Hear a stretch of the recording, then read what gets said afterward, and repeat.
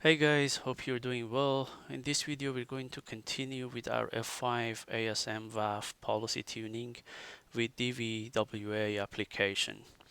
So if you remember, we started working on our F5 policy. We created a simple policy for our DVWA, and if I show you our DVWA interface, DVWA or Damn Vulnerable Web Application is an application that you could perform some specific tests like command execution, brute force SQL injection, so on and so forth. So we have done in previous videos, we've done some manual enforcement on the signatures to show you how we can really start doing the blockings immediately if we want to. But now we have passed obviously 7 days, which was our readiness period for our staging. Now we have obviously the opportunity to start obviously do the full blocking on our application, right? So before we do that, just going to basically show you some additional things. So we just type some IP addresses here so you can see that basically how the system works, right? So if we just type really SQL injection commands here, see how it works. And if you remember, we actually did some tests in terms of if someone is trying to uh, enforce a command which is not idle, it would be blocked by RF5.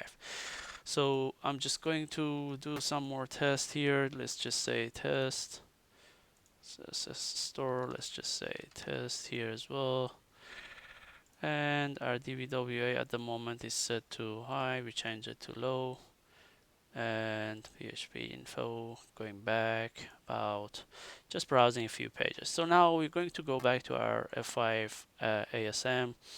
First thing before we um, do anything is look at the enforcement readiness.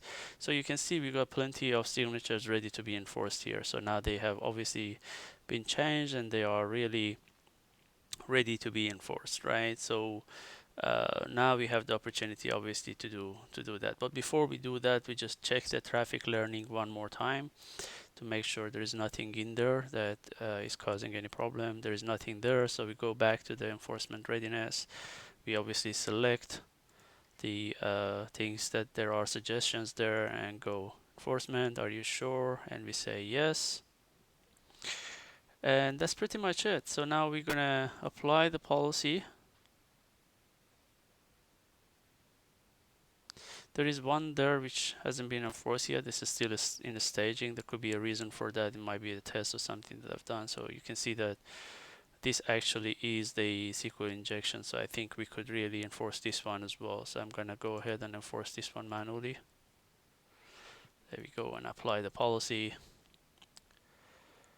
There we go. So now our policy really is in full blocking mode. So we have really no suggestion here. And our policy, if we go to the learning and blocking setting, you see our policy is in blocking mode and is in full blocking mode. So if we just go back there and do another test before test it properly with the IP address, try to ping the IP address, you see it's working. And if we do that, it's not working. So now we go to the XSS. So we go test. You see it's working. If we go something like that, which is a XSS or cross-site scripting, you see it is being blocked. So this is not something that is done in the past. You can see that it is actually blocked because it is a signature matching.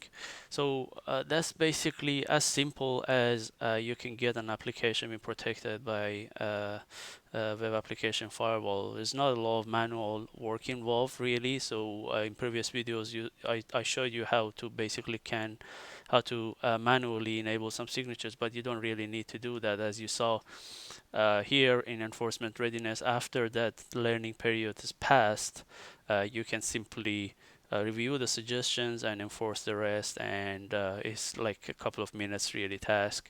Unless the application is if the application is more complicated, obviously is a little bit more involved in terms of reviewing those suggestions to make sure there is no false positive there, but it's really a simple process. So once that is done, your application is now fully protected by F5 ASM web application firewall, and you can obviously basically make sure that there is another layer of protection on your application. I hope this has been useful for you, and I'd like to thank you for viewing.